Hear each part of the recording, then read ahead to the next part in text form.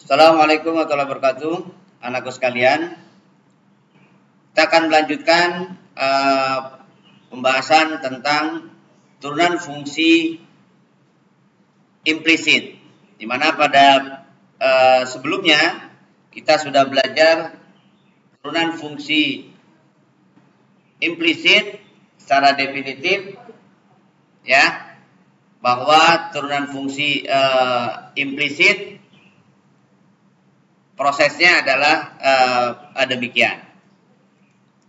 Nah, sekarang bagaimana kalau fungsi tersebut dapat juga dinyatakan secara eksplisit? Misal,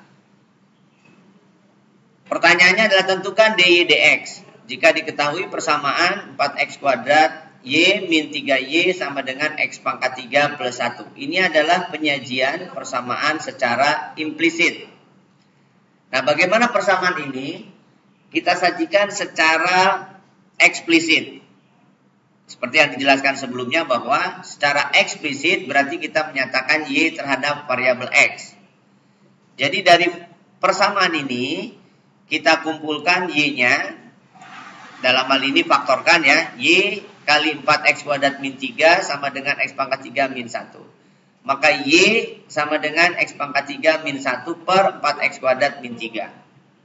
Nah, sehingga dy dx-nya maka mengikuti kaidah fungsi pecahan.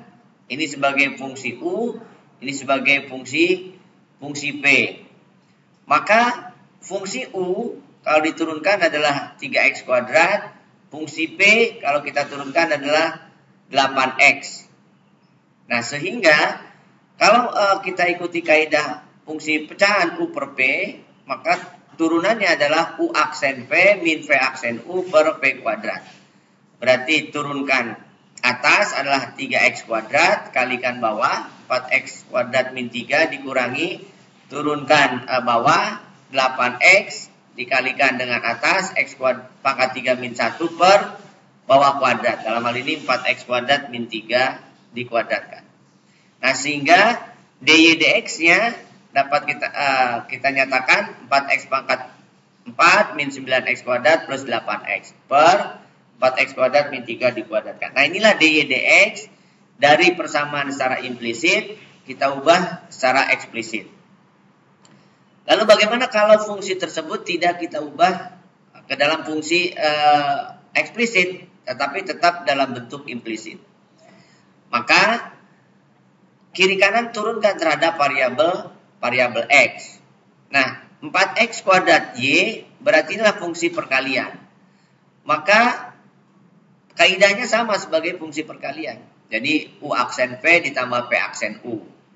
Jadi turunan dari 4x kuadrat y adalah turunkan 4x kuadrat, katakanlah berarti 8x, ya, turunkan y adalah dy dx. Nah, sehingga untuk perkalian ini kita turunkan, katakanlah turunkan y dulu, berarti dy dx kalikan 4x kuadrat ditambah turunkan 4x kuadrat berarti 8x kalikan y. Untuk turunkan x terhadap variabel x, maka kita tidak perlu menuliskan dy dx karena 8x dx dx ya. Jadi kita tidak perlu tuliskan dx dx-nya. Kemudian turunkan min 3y adalah min 3 dy dx, turunkan x pangkat 3 min 1 adalah 3x kuadrat. Kumpulkan dy dx-nya atau difaktorkan dy dx kali 4x kuadrat min 3 sama dengan 3x kuadrat min 8x. Maka dy dx-nya adalah 3x kuadrat min 8x per 4x kuadrat min 3. Nah, ini adalah turunan dari fungsi implisit. Apakah ada kesamaan dengan fungsi yang tadi? Maka untuk membuktikannya variabel y yang ini kita ubah ke dalam bentuk x pangkat 3 min 1 per 4x kuadrat min 3. Maka kalau kita substitusikan persamaan 1 ini kemudian kita substitusikan, maka diteruskan hasil akhirnya dari fungsi ini sama dengan fungsi tersebut kalau kita ubah ke dalam fungsi atau bentuk eksplisit. Jadi turunan secara eksplisit dan secara implisit, hasil akhirnya kalau kita nyatakan terhadap variabel X semua, maka itu sama.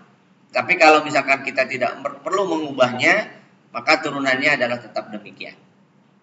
Itu membandingkan antara fungsi yang dapat dinyatakan secara eksplisit dari fungsi implisit. Kemudian contoh yang kedua. Nah, di sini bagaimana kalau kita turunkan bentuk X kuadrat plus 5Y kuadrat sama dengan X plus 9.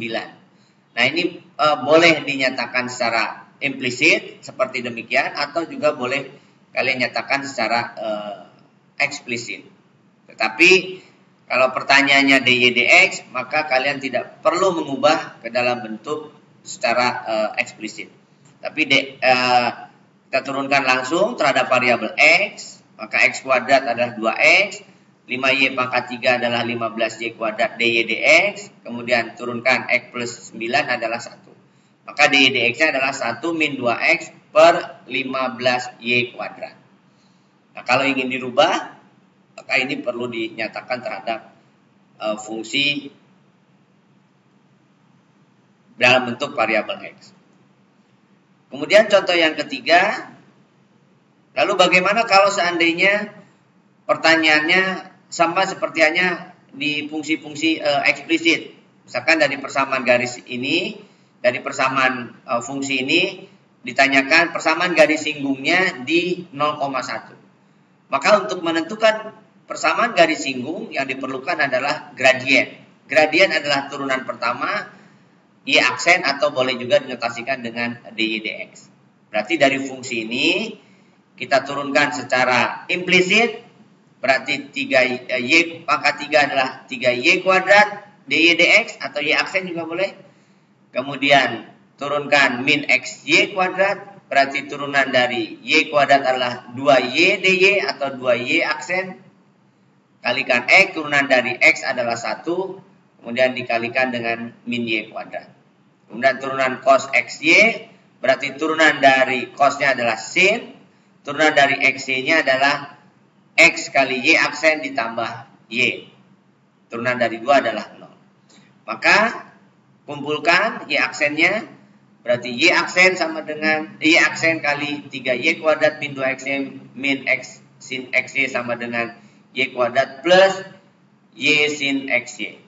Nah, jadi yang x y aksennya ini dikumpulkan. Sehingga y aksen dapat dinyatakan dengan y kuadrat plus 3 plus y sin xy per 3y kuadrat min 2xy min x sin xy. Nah, karena x-nya 0, y-nya 1, kita substitusikan. Berarti y aksennya untuk sin 0 adalah 0, untuk y sama dengan 1 berarti 1, untuk yang bawah kan 3 kurangi 0 dikurangi 0, berarti sepertiga. Jadi y aksen adalah gradiennya adalah sepertiga. Gradiennya sudah kita dapatkan, titik singgungnya sudah kita dapatkan, maka persamaan garis singgungnya adalah y min 1 sama dengan sepertiga x dikurangi 0. Berarti y sama dengan sepertiga x plus 1. Begitupun untuk penggunaan turunan yang lain, kalau penyajiannya disajikan dalam bentuk secara implisit. Demikian pembahasan contoh dari penggunaan fungsi secara implisit dari turunannya. Demikian contoh yang bisa disajikan. Belajar terus, ulangi terus video pembelajaran ini. Mudah-mudahan bermanfaat. Assalamualaikum warahmatullahi wabarakatuh.